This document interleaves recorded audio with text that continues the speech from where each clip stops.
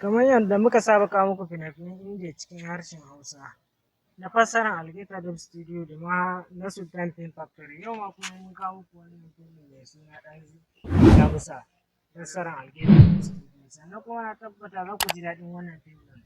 A yayin da kuka yi downloading nashi a wani a yayin da za ku kalle shi, na tabbata wasu daga cikin ku ba su kalla ba, amma wasu sun kalle shi. Sannan kuma kamar yadda kuka kalla wannan fim ɗin zahiri shine fim ɗin da ake kira Ɗan Damusa na kamfanin Algaita wanda suka cire shi watanni 3 baya da zuwa wata 4. Sannan kuma abin da za ku lura da wannan channel ɗin muke kawo muku, ba mu taɓa kawo muku fina-finan da ba su ba. Duk fim ɗin da muka kawo muku babu kange, babu yaudara a ciki.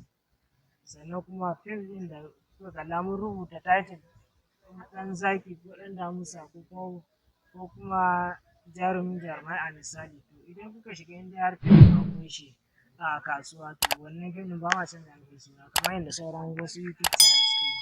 Hakan ya sa mutane da yawa suke mana godiya bisa yarda da channel namu da suka yi, domin yadda muke kawo muku kayayyaki masu inganci, ma'ana fina-finai masu inganci, ba haɗe-haɗe ba, ba wai wanda zai je ɗauko wani fim ya zo ya ce muku wannan fim kaza ba ne, sannan kuma in ka je ka shiga fim ka kalla ba shi ba ne. Kun san dai yaudara da yin amma kuma ba ma wannan idan hakan ya sa muke roƙon ku ƙarƙashin wannan channel ku je ku yi mana subscribe da danna mana alamar ƙararrawa a duk sanda muka saka muku sabbin fina-finai za ku same su cikin sauƙi. Sannan kuma akwai wanda suke tambaya akan ba sa ganin yadda ake download, ba sa gane yadda ake download na fina-finai a wannan YouTube channel ɗin namu. Idan ka tafi cikin linkin da muke maka bayani a kan, in ka shiga ƙarƙashin bidiyo zai kai ka website namu, bayan ya kai ka website namu zai baka option na downloading kala uku. Idan ka danna download akwai link namu wanda zai nuna ma unlock download. To in ya nuna ma unlock link download yana nufin sai ka danna mana alamar subscribing kafin ya baka dama ka tafi. Misali idan ka danna alaƙa na subscribe to YouTube channel, idan ka danna wannan subscribe to YouTube channel ɗin direct zai buɗe ma application na wayanka na YouTube. Yana buɗewa yana nufin ka je ka danna subscribing. To zai iya kasancewa a baya ka mana subscribing, ko da a baya ka mana subscribing in ya kai ka kawai abin da ake buƙata back kuma ka yi minimizing ka dawo cikin browser ka na Chrome wanda ya buɗe ma website namu kenan. Bayan ya buɗe ma kun ka dawo kan link ɗin da aka ce ka yi unlocking za ka kalla ya buɗe ya kawo ma green, ya baka dama kai danna shi, kana danna shi kawai zai fara ma download ba tallace-tallace a ciki. Sannan kuma kar ku manta ku share ɗin wannan bidiyon domin wasu za su samu.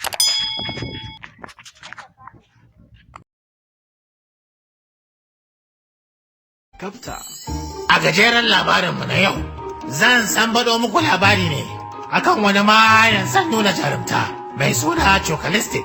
Shi a rayuwarsa ya ƙi jiran a nuna ragwanta ko wata wace fuska ce a ko'ina.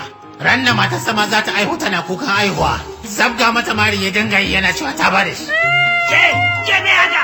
Ban baki, shiru, kuma ba matan jarumi ba, ke, ana son ragwanta a rayuwata. Aiwa ka ce sai ki tafi da ihu don zaki haihu kamar wata akuya, shiru. Sannan wani makwabcinsa mai kiwon doki aka samu bacin rana, doki ya kamta masa cizo a kafada, mutumin ya sa ihu. Mene ne haka? Wala doki na kamara. Me kace? Cizo na doki na kamara. Yanzu cizon kake wa kuka? Cizon kake wa kuka da hankali kawai? Ya da rawan banza.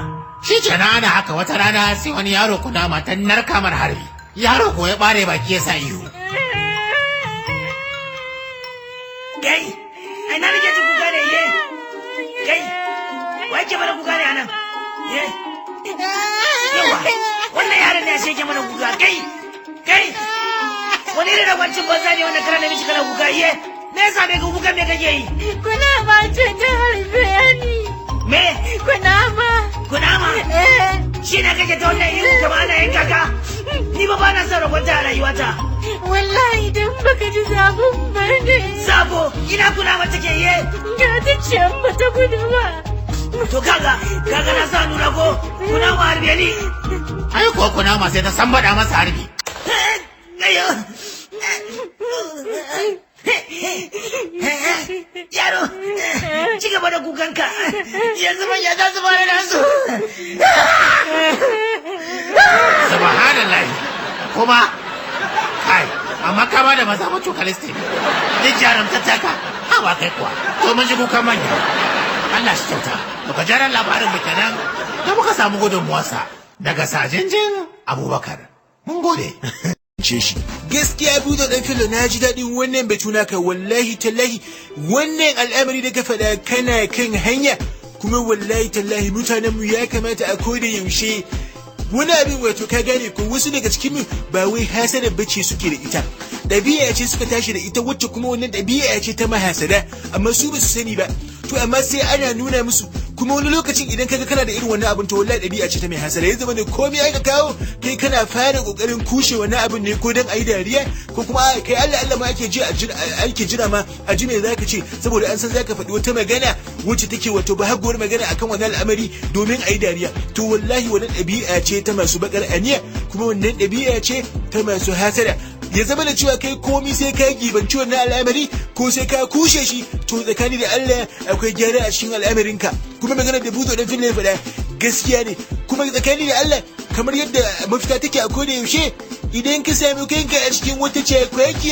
kamar da kuke faɗa ma ban dandana a koda yaushe ka sami kanka a cikin wani al'amari wanda kace ganin ba da taccen al'amari bane to kauracewa ita ce mafita ba wai za ka zauna kana korafi ba ne korafi ba naka ba ne a koda yaushe yanayi bai maka ba ka kaudace ka bar wajen ka je ka samu mutane waɗanda tunanin ku ya zo iri ɗaya kuma wannan magana tsakani da Allah ko da a zamantakewa ta auratayya wato wannan al'amari shi ma abu ne wanda yake abin dubawa ne saki ba wai an kawo saki ne dan kawai shikenan kawai ka firga ka tashi ka ji cewa baka nishadantuwa da zaman aurenka ba ka ce kai saki kusan wato idan aka zo ake wannan zamantakewa a wannan zamantakewan ne ake ganewa cewa wannan zaman datacce ne ko kuma ba datacce ba ne wani lokacin kuma Allah ne yake sawa a yi wannan zaman saboda domin lalle akwai rabuwa tsakani to za a samu wannan rabon kuma daga baya sai kaga cewa idan wannan rabo ya kare sai kaga an rabu to amma akasari idan kaga cewa an zo an rabu zamantakewar aure za ka iya ganin cewa shi karan kanshi mijin mutumin kirki ne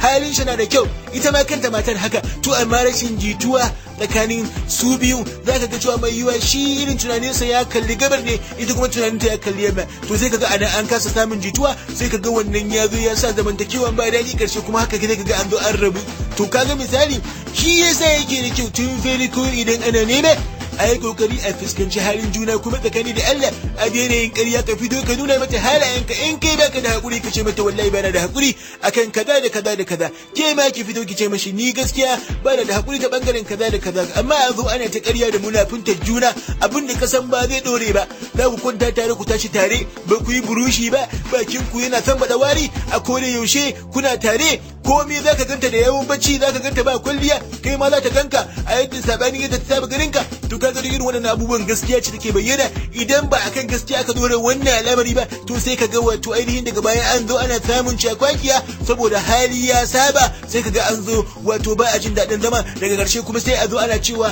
an rasa ta aka yi auren ya ƙare kuma ga sunan duka dai ba wai kowa na da matsala bane ba wata matsala bace rashin jituwa ce kawai aka samu na wato bambancin halayya shi sa yake da kyau tun kafin a yi aure a fuskanci halayyar juna idan kaga cewa irin halin da zaka iya zama da shi ne shikenan idan ke ma kin ga haka shikenan idan sabanin haka ne to shikenan sai a shafa juna lafiya ba ai ba wato babu shi ya ce maganin kar ayi kar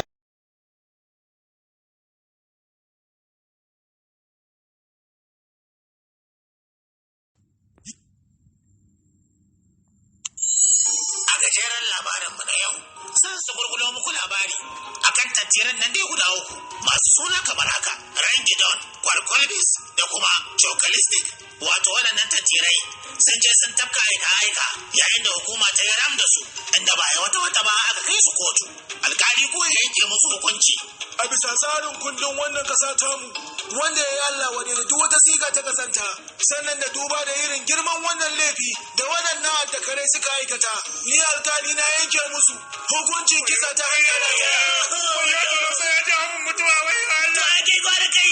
Torosan naka ne, ni kuma ba, akan torosan wani kato za a rata yi ni ba yo ya da. Wayo, ni dai ai mun alfarma guda ɗaya, tun lokacin da aka bola ta yi ni, amma na kwalba ta kwalme.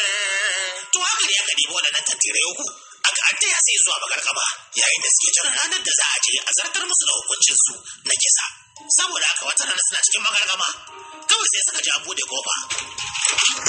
Suka ga wani mutum ya kunno tangame man kai sai ka ce murhu, idanunsa jajajar kamar garwashi, ya daga ido ya kalle su, sai ya ce musu, ku tashi ku taho. Kawai sai ya ji yayi.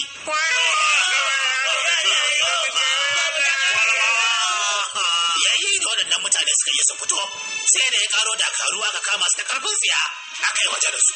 Haka aka yi ta tafiya da su a cikin kusurwar wannan magargama.